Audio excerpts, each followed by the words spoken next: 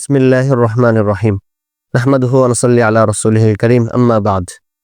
প্রিয় দর্শক, গতকালকে এনসিপির মুখ্য সমন্বয়ক নাসিরউদ্দিন পাটোয়ারী বাংলাদেশের উলামায়ে কেরামের অন্যতম রাহবার হযরত মাওলানা জুনায়েদ বাবুনগরী রাহিমাহুল্লাহ সম্পর্কে এমন জঘন্য মন্তব্য করেছেন যা শুনে আমরা সকলেই রীতিমতো অবাক হয়ে গিয়েছি।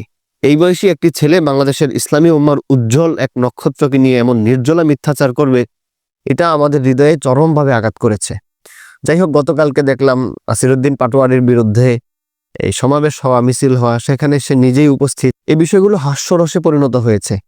নাসিরউদ্দিন পাটোয়ারী 3-4বার ক্ষমা চেয়েছেন, কিন্তু আমার কাছে ব্যাপারটা অন্য জায়গায়, যে তিনি ঠিক যেই জায়গাটায় ক্ষমা চাচ্ছেন তিনি ভুলটা সেই জায়গায় করেননি। হযরত মাওলানা জুনায়েদ বাবুনগরী সম্পর্কে তিনি কি বলেছেন এটা একটু শুনে আসি। তারপরে কাদের মোল্লাকে পেয়েছিলাম, উনি হলো কই মাছ রান্না করে খাওয়ায় সবাইকে। তো জুনায়েদ বাবুনগরীর পায়ে হলো আঘাত, হসপিটালে হলো, জেলে নিয়ে এসে তাকে নিয়ে আসছে। তো বাবুনগরী সাহেব হলো রাতে এরকম, ওনাকে আমি শ্রদ্ধা করতাম যেহেতু কমি মাদ্রাসা পড়তাম। তো ওনাকে হলো কাদের মোল্লার খাবার পাঠাইছে। উনি বললো এই খাবার খাবো না, জামাত ইসলামের খাবার আমি খাবো না। তো কাদের মোল্লার লোকরা বলে গেল যে ঠিক আছে, না খাইলেও একটু রেখে দেন। পরে রাতের বেলায় উনি দেখে উঠে খাচ্ছে। আমি বললাম ভাই, আপনারা এখন একটু আগে বললেন খাবেন না, এখন কেন খাচ্ছেন? বললো সবার সামনে তো খাওয়া যায় না, নাহলে আবার আমাদের রাজনীতি থাকবে না। পরে কাদের মোল্লার উনি কই মাছটা খাইলেন। প্রথম কথা হচ্ছে, একজন মৃত মানুষকে নিয়ে যখন কোনো মিথ্যাচার করা হয় বা কোনো একটি ঘটনা বলা হয়, মৃত মানুষের কিন্তু কোনো স্কোপ নাই এই ঘটনাকে প্রমাণ করার। দ্বিতীয় ব্যাপার হচ্ছে, নাসিরউদ্দিন পাটোয়ারী যে মিথ্যা বলেছে এটা তার কথার মধ্যে প্রমাণিত। দেখেন, সে বলছে, আমি বললাম ভাই, আপনারা এখন একটু আগে বললেন খাবেন না, এখন কেন খাচ্ছেন? বললো সবার সামনে তো খাওয়া যায় না, নাহলে আবার আমাদের রাজনীতি থাকবে না। হযরত মাওলানা জুনায়েদ বাবুনগরী বলেছেন, যদি সবার সামনে খাবার খাই তাহলে আমাদের রাজনীতি থাকে না। তো ভাই, জামাতের সাথে বাবুনগরীর কি রাজনৈতিক কোনো দ্বন্দ্ব ছিল? বা ওলামায়ে কেরামের কি জামাতের সাথে মূলত রাজনৈতিক দ্বন্দ্ব নাকি আকীদা কেন্দ্রিক দ্বন্দ্ব? এটা তো সারা দেশের মানুষ জানে। জামাতের সাথে ওলামায়ে কেরামের রাজনৈতিক কোনো দ্বন্দ্ব নেই।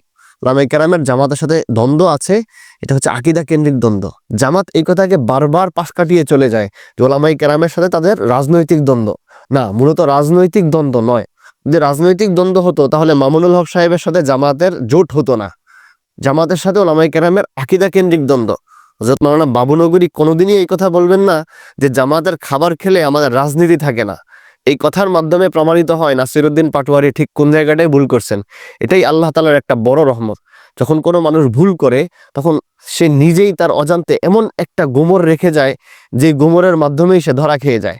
জন্য আমি মনে করি নাসিরউদ্দিন পাটোয়ারী ক্ষমা চেয়েছেন, ভালো কথা, কিন্তু তিনি যে মিথ্যাচার করেছেন সেই ব্যাপারে ক্ষমা চাইতে হবে। তিনি কোন জায়গায় ক্ষমা চাচ্ছেন? যে আমার কথায় কষ্ট পেলে আমি ক্ষমা প্রার্থী, এটা তো ক্ষমা হলো না।